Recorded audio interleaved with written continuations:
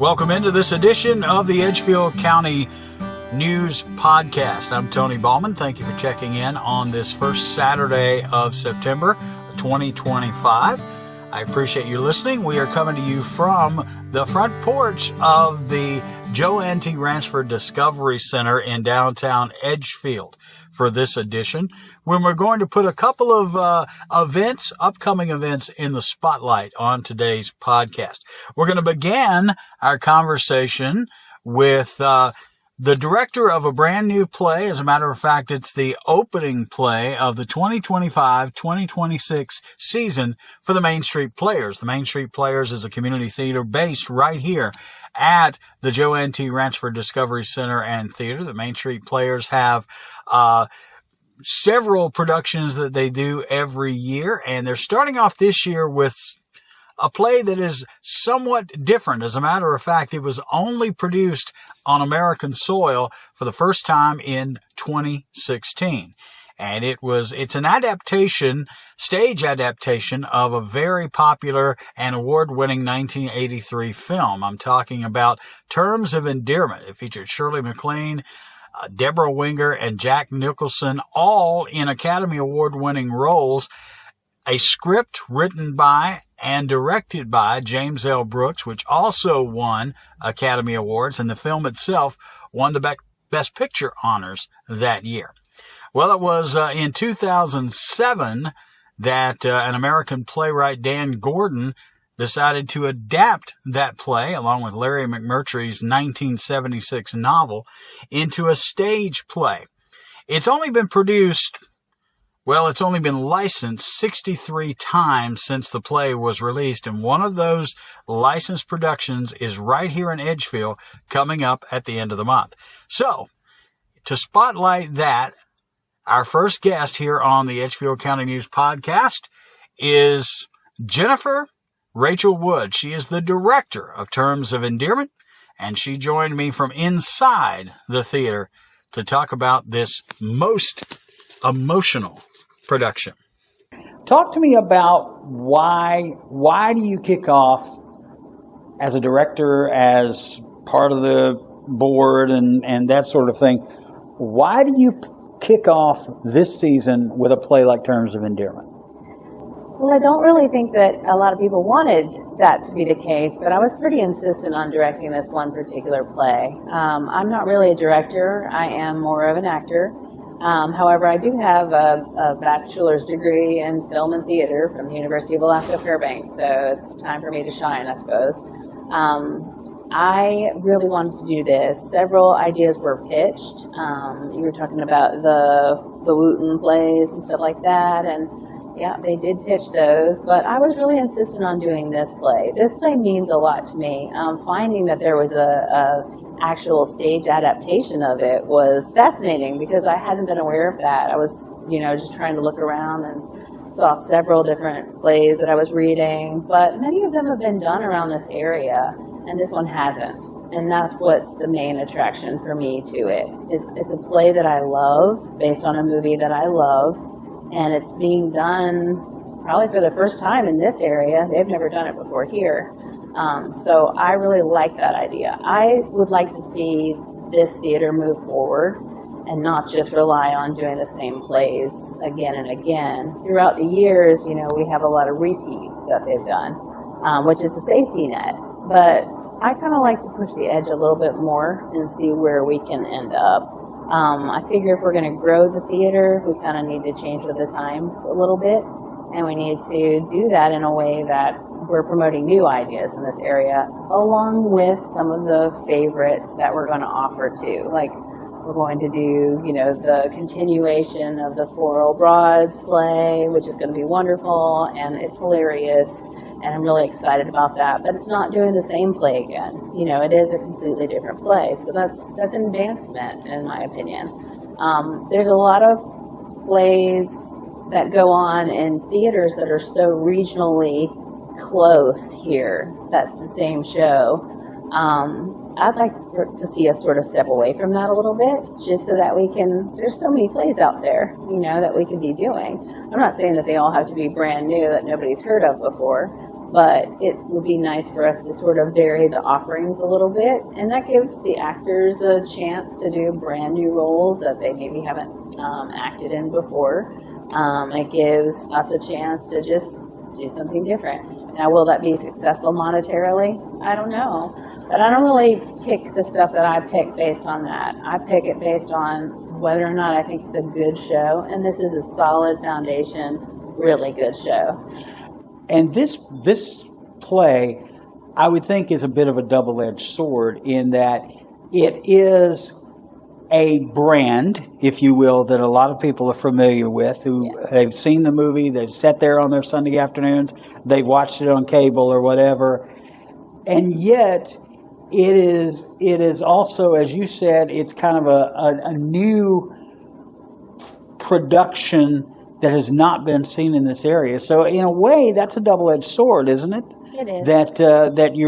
That you're taking on something that's so familiar that people may have preconceived notions, they may have emotional ties already to the film, and they may bring those to the theater. At the same time, you have a chance to do something that hasn't been done.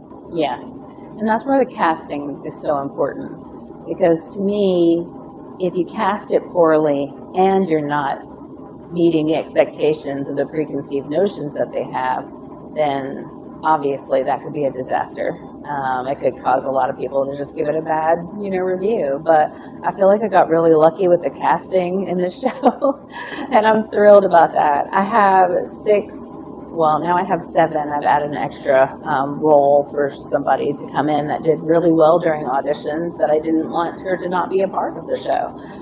So we have 7 actors in it, and it's wonderful, and they all want to be here every single time. They're getting together on their own and learning their lines. They're, coming dedicated and ready to work, and that's really rare today. It's rare that you get all 7 of your people in your show that actually really want to be there, so it's kind of really embodied the spirit of community theater in a way that I just love. I didn't grow up doing a lot of community theater, primarily university theater, and then some self-funded things that were commercial theater offerings in Alaska. That's primarily my background, a couple shows like Fame in high school, stuff like that. But for the most part, a lot of black box theater in Alaska, so this sort of environment is something that I love. I love not having a huge stage. I like to have an intimate portrayal of the characters. How they're saying what they're saying is the most important thing to me as an actor myself.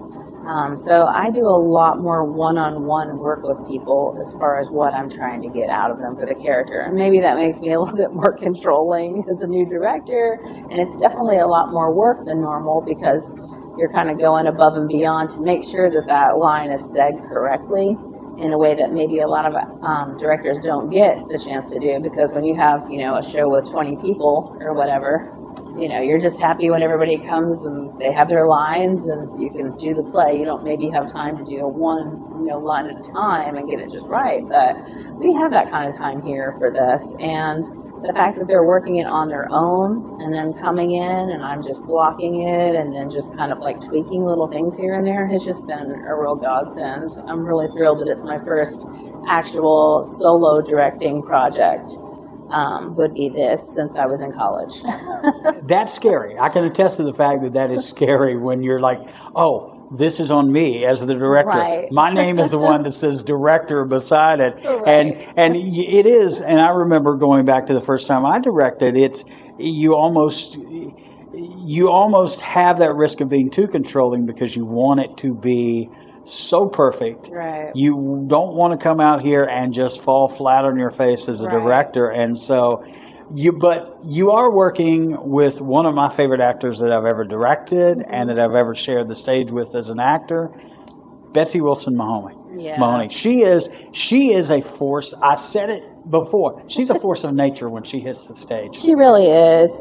She cares about character work as much as I do, is what I would say about her. It's really important to her, and working with her is wonderful because she has a stake in it. She does not want to look bad in a role, and she will work as hard as she can to make sure that that is not the case. She does not accept projects typically for people that she doesn't believe in. And so that really means a lot to me, because I know that as a director, she has faith in my abilities, the fact that she even said yes to the project.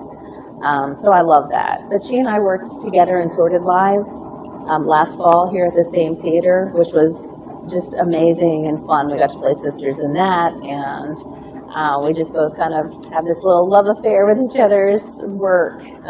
That's really special connection. So, I came so close to auditioning for that play, getting back on the stage Yeah. after 9 years. But I didn't want to take my shirt off. Yeah. I mean, that was pretty much the reason that I didn't audition for the role I wanted. I was like, I have to take my shirt off. I'm not going to do that in front of people. No. But it's I want to act, but I'm not taking my shirt off. But I mean, you mentioned it. This theater is intimate. There's 60 seats or something like that. Yeah, a max of 60 seats. A max of 60 seats. And you mentioned Black Box Theater. Mm-hmm. My thought, from being there at the very beginning of what was then the Edgefield County Theater Company, is now the Main Street Players. Mm-hmm. I have always personally viewed this as an experimental theater space, as a place that absolutely lent itself to being able to take chances, because you've only got to sell 60 seats. Right. And some shows that might be difficult. Right. I mean, I directed some shows where there were 20 people sitting in the place. Right. Because they were so eclectic. But at the same time, there's a freedom to this particular space as well that gives you the chance to be able to take chances.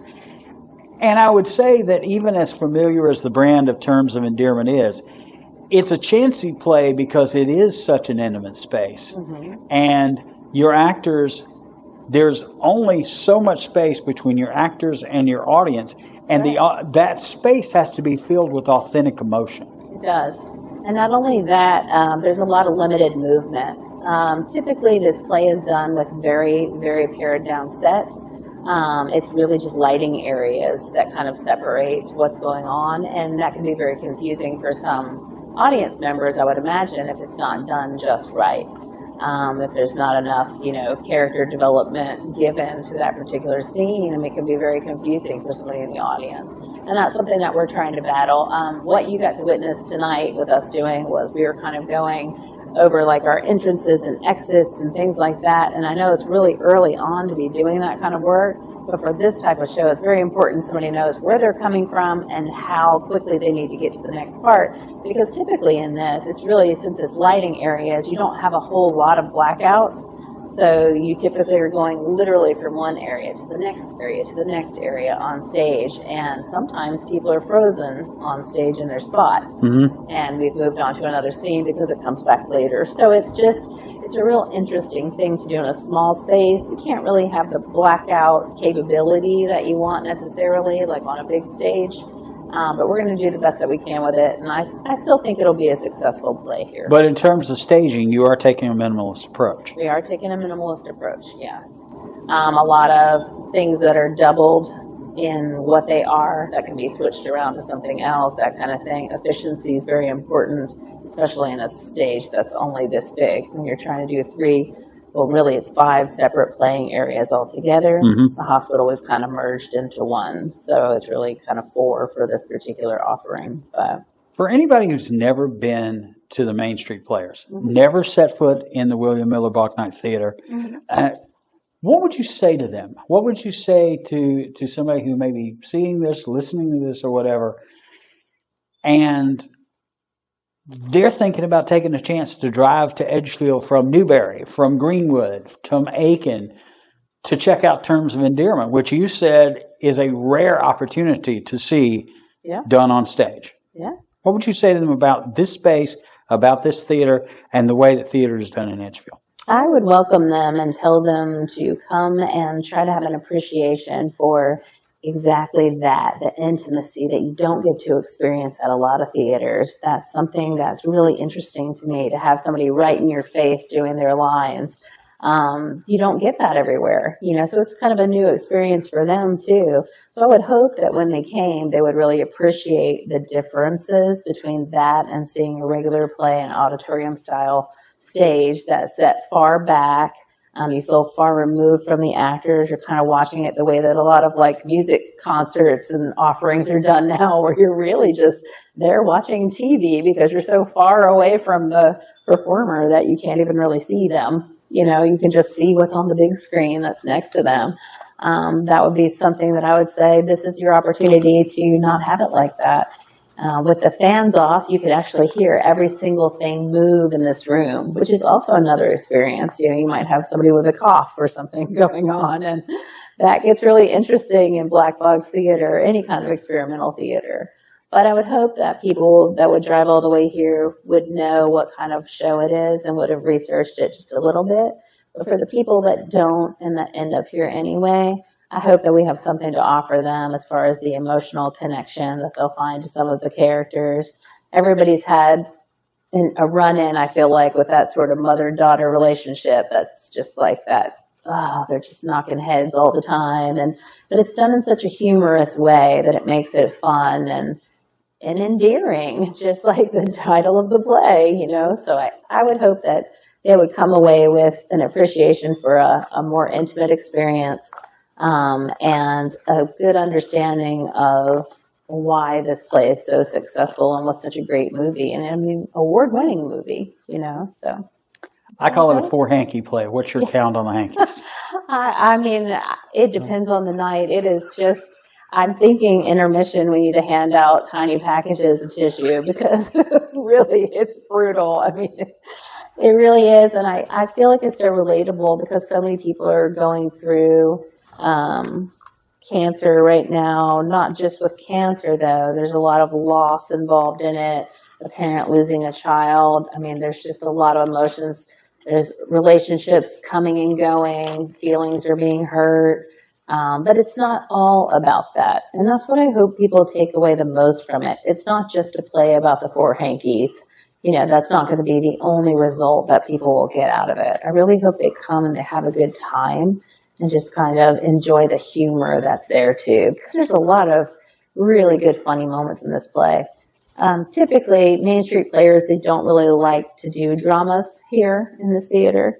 They like to keep it either comedy or something like that. They're not real fond of the dramas, but I feel like this play is not just a drama. I feel like it breaches a lot of different areas and barriers, and I feel like that's part of the charm of it. You know, there's a lot of really good quips in there, and as long as they're performed well, I really think the audience will come across with a lot more than they started with their knowledge of the play, you know, being based on the movie and stuff. True. So. I think this is going to be an outstanding production. Okay. All right. Well, give me the raw of when it opens, how many performances and that sort of thing. Okay, well, we are opening the last week of September, and we will go that weekend and then the first week of October. So I believe that's the 26th, 27th, 28th, and then October 3rd through the 5th. Right. So there's a lot of time for people to get their tickets, but they should get them because shows sell out in this theater, particularly that opening night when they have that little dining experience. Yes. We have creative catering by Doug Landreth, one of the biggest proponents of any volunteering in this area. He's just a wonderful person who loves to dedicate his time and loves the theater because he has a personal connection to theater from when he lived in Tennessee. His father ran a theater there, so that's kind of something close to his heart, and it's so nice of him. Every single play that we do, he always does an opening night reception, so I'm just thrilled to have him be a part of that, and we'll see what kind of great food he comes up with. There's always something wonderful, so I know I look forward and that's to always a time. sellout. Always, yeah. Thank you so much. I appreciate it. You're welcome. Thank you. Jessica Rachel Wood, the director of Terms of Endearment, coming up at the end of the month here at the Joanne T. Ransford Discovery Center and Theater. If you'd like to get tickets to that production, of course, go online at edgefieldtheater.com, but make sure you get those tickets early. As we mentioned, those tickets sell out quickly, especially for that opening night. For our next conversation, we go just down the street, a little closer to the square, and a conversation with a business person right here on the square in Edgefield who is giving back to the community in a big way coming up the weekend of September 20th. Let's go down the street for our next conversation. Well, in this segment of our Edgefield County News podcast, I am sitting inside Christine's Farm to Fork with Christine Smith, the proprietor, and one of the moving forces behind the upcoming block party on the square in Edgefield. Christine, thanks for joining me. Good morning. Thank you for having me. Well, it's a beautiful thing, beautiful restaurant. For anybody who has never been to Christine's Farm to Fork, you need to come here and dine. I just looked over the menu, and I'll say I've only picked out about 40 things I've got to try eventually. But coming up, we've got the block party here on the square. Kind of give folks an overview of what this event is. So the event, the purpose of the block party is to focus on all the downtown merchants, vendors, and honestly, our community as a whole. Every year we have local merchants who set up vendor shops on the sidewalks, and whether it's homemade soaps, local honey, jewelry that's handcrafted by themselves, everybody is selling items that reflect them. And I call it as it's an early jump start to Christmas holiday shopping, because it's a one-stop shop between the vendors. And then we have French Market Square, Queen Bee, all the antique shops that are already, pre-existing. And then we have all the restaurants, and then we have entertainment, and we have a bouncy house for the kids. It really is something for everybody to come out and have fun on one day, throughout the year that we get together to celebrate as a community, as a block party. It really is. I mean, it's a wonderful celebration, and you could not ask for any more perfect setting than the square in Edgefield. When you walk around the square in Edgefield, it absolutely exudes history, and it exudes that small town charm that Hollywood has embraced, that people all over the country are leaving metropolitan areas, urban centers to look for the quality of life that we have here in Edgefield. So this block party, it seems to me, is a celebration of that quality of life. Oh, yes. So Edgefield has great history, which is clearly predominant on the square, where we celebrate and reflect our history. And then we also reflect and celebrate what's new now here and promoting us together in exploring Edgefield. And one of the things that I think is so beautiful about this particular event and other events that are held here on the square is it really does have to be a partnership between the private sector and the town. The town of Edgefield has to be all in on projects. Oh, they have completely supported me from the first time that I approached them about, hey, I want to celebrate Edgefield. I want to celebrate downtown. I want to promote us and highlight all the things that are available to us. And they were, from the very beginning, what can we do to help? And so that's been a great springboard for me. And what's wonderful about our event is every year we pick a nonprofit that supports and services our county and our community members. And so we've supported and fundraised for the American Legion, the Women of Unity, and like this block party, we are focused on the Edgefield County Senior Citizens Council. And so if you've seen the trolley bus that goes around that has the Blossom Signia on there, they are taking senior citizens to their doctor's appointments. So that's an important it's a service. It's a service that to our is people. Yeah. Wanted, needed, needs to be supported. And so my vendors, other business members, everyone here on the square, we've all donated into one big raffle donation, and 100% of all the monies we raise goes to the nonprofit. And that type of private-public partnership doesn't always happen. I mean, there are communities everywhere where there's a butting of heads. There's resistance at the government level to events like a block party that blocks off the streets, fills up the streets, requires community resources like police and things like that. So to have that type of synergy here in Edgefield really is uniquely Edgefieldian, I think. I think more is better. And that's what all of our beliefs is more is better. More activities, more opportunities, more potential synergies. And that's where it's going to take us, is to keep continuing to grow. We need to support each other. And here at Christine's, you have added something to the quality of life in Edgefield, in that you have live music out here very, very often. We do live entertainment. So like Robbie Cockrell. That guy. He is a performing artist who has released his own music, and he sings his original covers, and he's wonderful. I mean, and everyone from the area, in the entire CSRA, in the South Carolina, Georgia communities, it is a free opportunity to come and listen to him perform, and all the other artists that are that come out and do their crafts, their artwork. And I just like that we have something for everybody, and it is open to everyone. There's no cover charge. We just say, come on out, bring your lawn chairs, and just come and enjoy good community fellowship where we all can get together. Robbie is going to be the headliner for this year's block party. This year's block party is actually Whiskey Run. Run, okay. Yes, Robbie he's been my headliner before, and he's wonderful. He's fantastic. I like to promote them all. Down 430, Able Cricket, Whiskey Run. Every weekend we have a rotating crew that comes.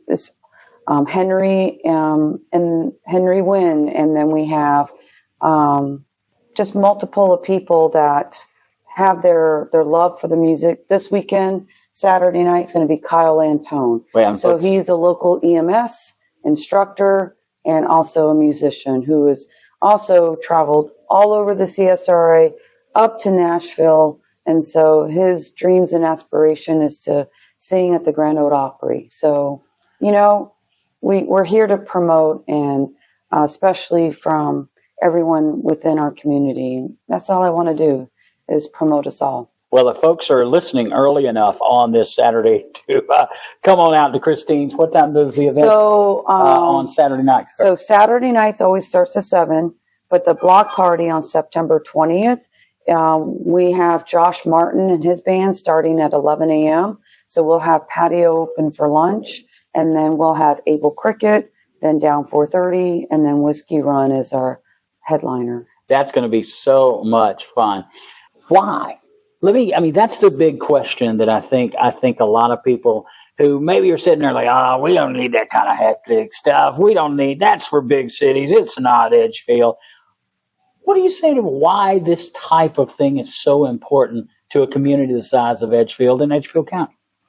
I think there is a need. Look at Sarah's Adventures by Titan Farms. It's a family fun event, and they're also going to start doing live entertainment. 3 Star Vineyards in Johnston, another family-operated venue that also supports the arts, whether it's pottery or the music or in food. We are a destination location that embraces all of life's offerings, which includes the arts. And what a tremendous, I fully believe that this block party is going to be a wonderful evening. It's on the 20th of September. Yes, sir. Coming up. I look forward to coming out here and being a part of it because I love music, I love food, and I love this square. So what a tremendous contribution to our community, Christine. Thank you so much. Thank you. Let's run down the raw information one more time at the tail end of this so folks know when, where, how, and who. So September 20th, block party, 9 a.m. on the square. Restaurants will all be open for either breakfast, definitely for lunch. We have bouncy houses. We're going to have face painting. We've got pirate costume. We have a scavenger hunt, and that's held by the South Carolina Paws and Hooves Rescue. And then we will have entertainment on the patio starting from 11 all the way till Whiskey Run gets on the stage at 8 o'clock. That's going to be a full day. Get your energy up, and the restaurant will be open that way as well, right? The lunch outside restaurant hours is from 4 to 10. Now, the newest thing that we just happened is we are also going to be a guitar pool location. So from 2 to 4, Chris O'Reilly from Kicks 99 is going to be giving away opportunities for people to sign up and be part of the guitar pool from 2 to 4 at the block party also. Kicks 99 remote out here on the square. That's right. So it is a lot of information. They're welcome to call the restaurant at 803-615-0695 to get additional information from me and see if they, want to come out, or if they want to be a vendor, or if they, however they want to help volunteer. Would love for people to reach out. Let's give that number again. 803-615-0695. Christine, thank you. By the way, for anybody who's never looked at the menu, I'm just going to pick 4 things that I have to put together my ideal dinner here from Christine's Farm to Fork on the square in Edgefield. Start off with the fried green tomatoes, segue to a seasonal fruit salad. I'm going to be in a fetal position by the time I finish with this, but that's okay. I think for dinner, we're going to go with the steak Diane, the beef fillet with the mushrooms and the brandy and mashed potatoes. And then, let's see, I think I'll have a dessert cocktail of the peppermint patty. Yeah. Now, what is on your dessert menu, by the way? Dessert we have right now with seasonal is peach cobbler. So we're in the peach capital of the United States with Johnson and Trenton and all the lovely peach trees that are around us. So we have peach cobbler, we have a white peach sorbet, and then we also have my strawberry sorbet, the strawberries from this past season. And then we have a chocolate cake, we have a New York style cheesecake, we have a bourbon cream pie that's made in-house. Chefs sometimes make his delicious world famous key lime pie. And so we have a lot of desserts that we offer. We didn't even mention your chef. Who is he? Chef Matthew Flemister. Executive Chef Matt joined us in January. And my kitchen staff has been Jacob and Jared Smith, my 2 sons. And then we have Daniel Sullivan, who's been cooking with me for almost 3 years now. And we have Alan Beatty. So we have a wonderful kitchen staff that does a wonderful job and providing such beautiful and delicious dinners. I have heard much buzz about your executive chef, by the way. Yes, he's wonderful. We're so blessed to have him join our organization. Christine Smith, thank you so very much for giving us a preview of the block party coming up on Saturday, September 20th.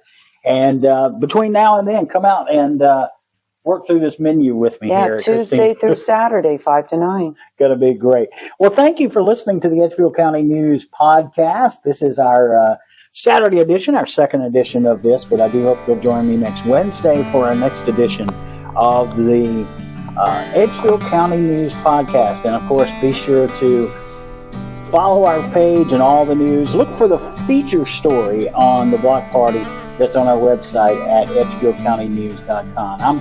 I'm Tony Ballman. Thanks for listening. I'll see you out on the streets of Edgefield County.